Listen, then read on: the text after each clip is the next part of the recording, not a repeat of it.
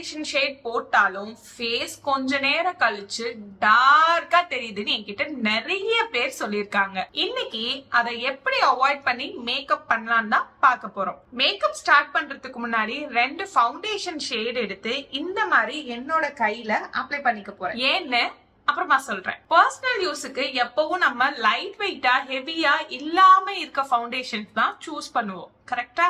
இந்த ஃபவுண்டேஷன் பாக்குறதுக்கு என்னோட ஷேட்ல இருந்து லைட்டா இருக்க மாதிரி இருக்கு. பட் ஒன்ஸ் நான் ஃபவுண்டேஷன் போட்டு பிளெண்ட் பண்ணதுக்கு அப்புறம் என்னோட ஸ்கின்னோட செட்டில் ஆயிடும். நீங்க ஒரு பர்சனல் யூஸுக்கு ஃபவுண்டேஷன் போட போறீங்கன்னா எவ்வளவு உங்களுக்கு தேவையோ அவ்வளோ இந்த மாதிரி டாட் வச்சுட்டு அதுக்கப்புறம் ஃபவுண்டேஷன் பிரஷ்ல நீங்க பிளெண்ட் பண்ணிக்கலாம். ஃபவுண்டேஷன் பிரஷுக்கும் பியூட்டி பிளெண்டருக்கும் இருக்க டிஃபரன்ஸ் வந்து பியூட்டி பிளெண்டர் உங்களுக்கு இருக்கிற கவரேஜை விட கம்மியா கொடுக்கும், பிரஷ் உங்களுக்கு ஆக்சுவல் கவரேஜ் கொடுக்கும். சோ இப்போ நான் கலர் கரெக்ட் எதுவுமே பண்ணல. எனக்கு இந்த இடத்துல பிக்மெண்டேஷன் இருக்கு, இங்க பிக்மெண்டேஷன் இருக்கு, இங்க பிக்மெண்டேஷன் இருக்கு.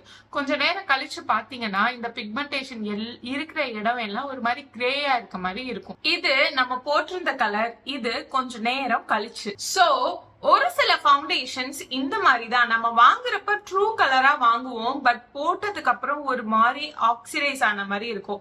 மோஸ்டா நம்ம என்ன ஃபவுண்டேஷன் வாங்கினாலும் அது லைட்டா ஆக்சிடைஸ் ஆக தான் செய்யும். அது நம்ம ட்ரூ மேட்சா வாங்குறப்போ ஆக்சிடைஸ் ஆனதுக்கு அப்புறம் நம்ம இருக்க ஷேடை விட கொஞ்சம் டார்க்கர் ஆன மாதிரி ஒரு ஃபீல் நமக்கு கொடுக்குது. சோ இந்த மாதிரி நம்ம ஆக்சிடைஸ் ஆறத தவிர்க்கணும். அதுக்கு நம்ம என்ன பண்ணணும் நிறைய பேருக்கு தெரியல. நான் அதுக்கான டிப்ப சொல்றேன்.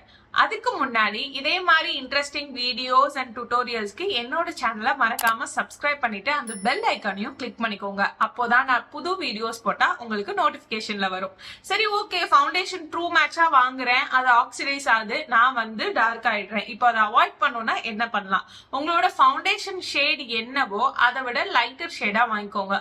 ஆப்வியஸா அந்த ஃபவுண்டேஷன் ஆக்சிடைஸ் ஆறப்போ ஒன்ஸ் அது ஆக்சிடைஸ் ஆனதுக்கு அப்புறம் உங்களோட ஸ்கின்னோட அது செட் ஆயிக்கும்.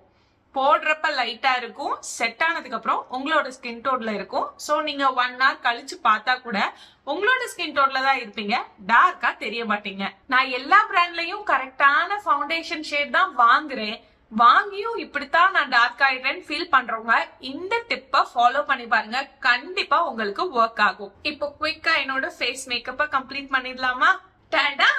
இதுதான் என்னோட ஃபைனல் லுக். ஃபவுண்டேஷன் போடுறப்ப ஒரு மாதிரி லைட்டா இருந்துச்சு, இப்போ என்னோட ஃபேஸ் எப்படி இருக்குன்னு பாருங்க, பக்காவா செட் ஆயிடுச்சு. என்னோட ஷேட் ஃபவுண்டேஷன் தான், பட் போடுறப்ப லைட்டா இருக்க மாதிரி ஃபீலிங்.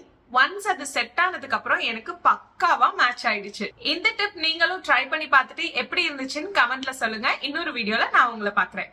பாய்.